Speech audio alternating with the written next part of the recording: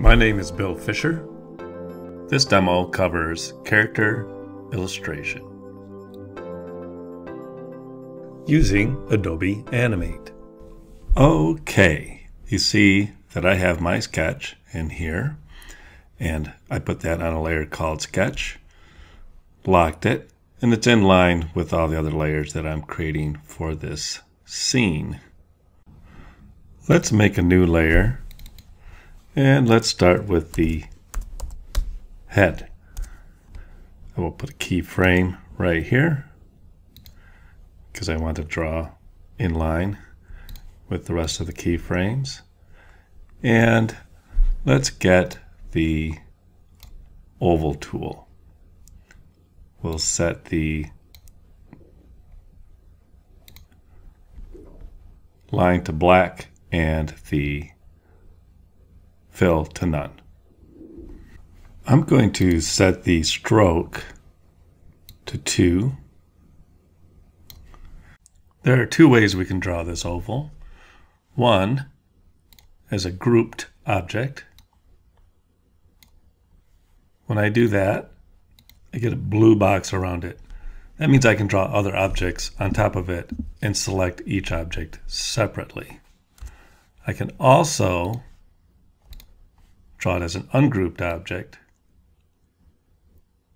and that way I can start manipulating it immediately, but if I draw another object on top of it, they will be combined.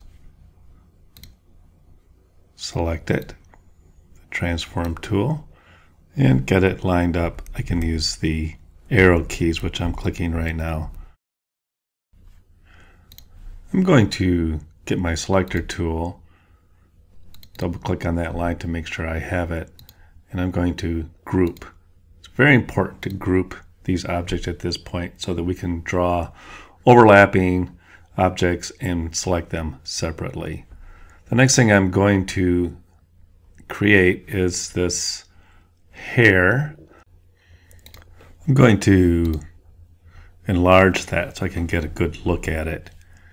Then I will choose the pen tool and draw this.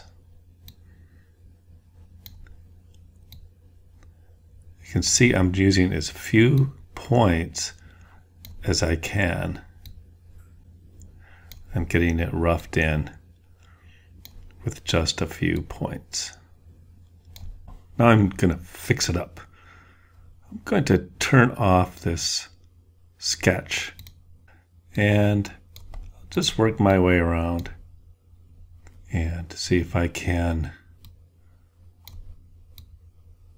improve these shapes. After adjusting the points, I end up with a shape that I think is going to work well. Let's make these little stray feathers over here. I'm going to do that by making some straight lines that I can just start with. And I will connect them so that I can fill them later. I'm going to select my selection tool and make sure that these lines are lined up pretty well.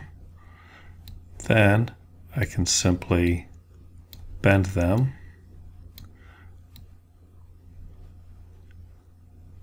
like this, grab this corner, and I've got a couple of cute little stray feathers. Now I want to combine these shapes and this shape. So I'm going to ungroup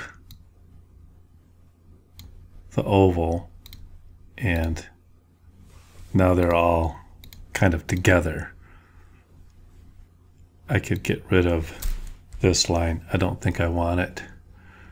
I think I will get the eraser, set it to 10, and I can erase some of these lines.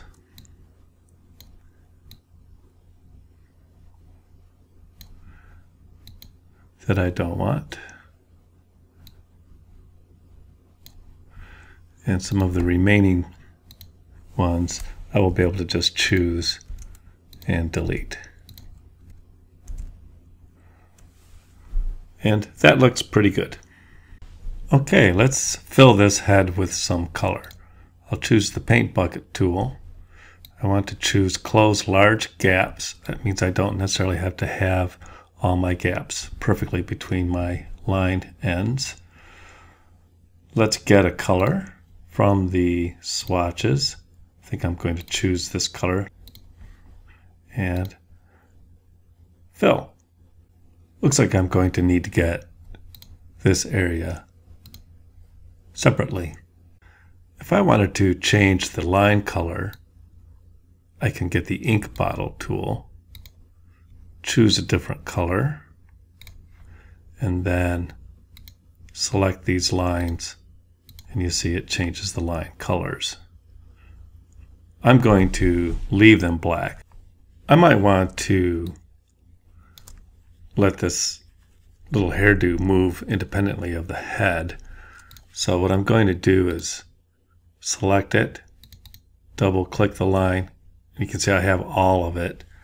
So then I'm going to modify and group it.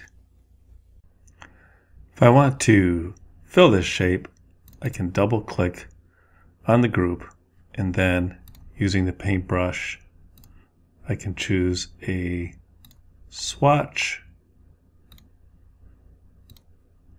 and paint bucket that right in. I don't want a line around this shape, so I will double click on the line and delete it. If I want to add a line back, I choose this paint bucket tool and switch it to the ink bottle tool. I can set my line color, or if I want to change the width, I can change that here. We've been using 2. Then I simply click on the edge of the shape, and there I have a line.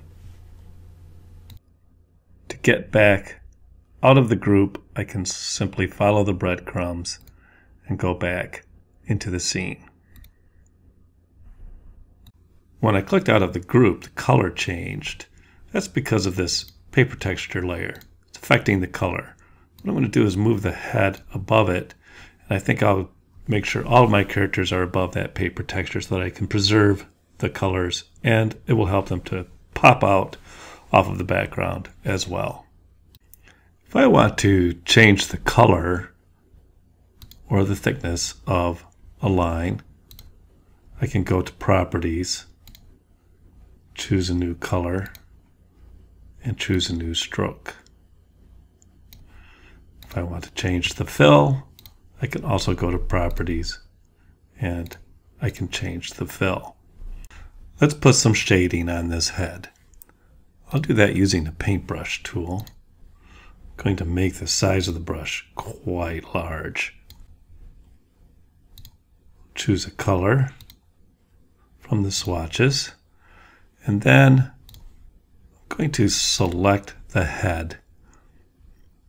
Select back on the brush, and right here I can say Paint Selection. That way the brush will only affect the selected area. Now I can make some adjustments to that shading. I'll use my points tool, get rid of all the extra points that I really don't need, and very quickly make a very nice, smooth shading line. This head is going to be part of a puppet, so I'm going to want it to be able to be rotated and manipulated as a unit. So I will grab my selection tool, select the head, go to Modify, and I'm going to convert it to a symbol. Every piece of the puzzle will be a graphic symbol. I will call the symbol the head. It's a really good idea to have the symbol name match the layer name. I'm going to get my transform tool, And I'll move the center point of this symbol down where that head would typically rotate. This graphic symbol is now ready to be part of a larger puppet. Well, that wraps up the demo for today. Thanks for watching.